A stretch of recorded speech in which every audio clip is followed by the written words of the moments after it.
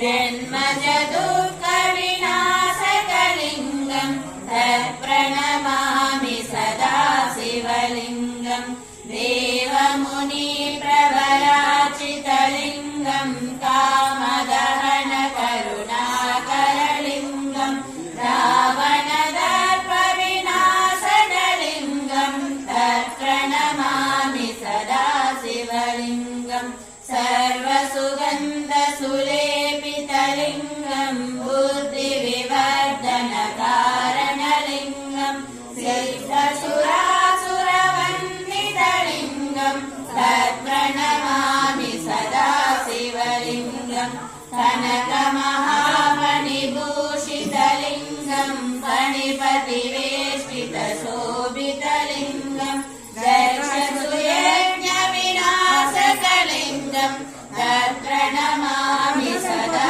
शिवलिङ्गम् कुङ्कुमचन्दनलेपितलिङ्गम् पङ्कजहारसुशोभितलिङ्गम् सञ्चितपापविनाशकलिङ्गम् तत्प्रणमामि सदा शिवलिङ्गम् देवगणाचितसेवितलिङ्गम् भावैर्भक्तिभिरेवचलिङ्गम् दिनकरकोटिप्रभाकरलिङ्गम् तत्प्रणमामि सदा शिवलिङ्गम् अष्टदलोपरिवेष्टितलिङ्गम् सर्वसमुद्भवकारणलिङ्गम्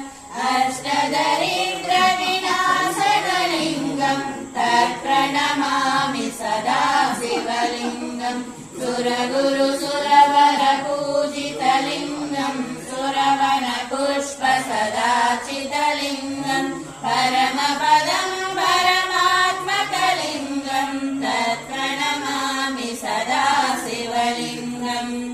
लिङ्गाष्टकजनम् पुण्यम् यः पठेत् शिवसन्निधौ शिवलोकमवाप्नोति शिवेन सह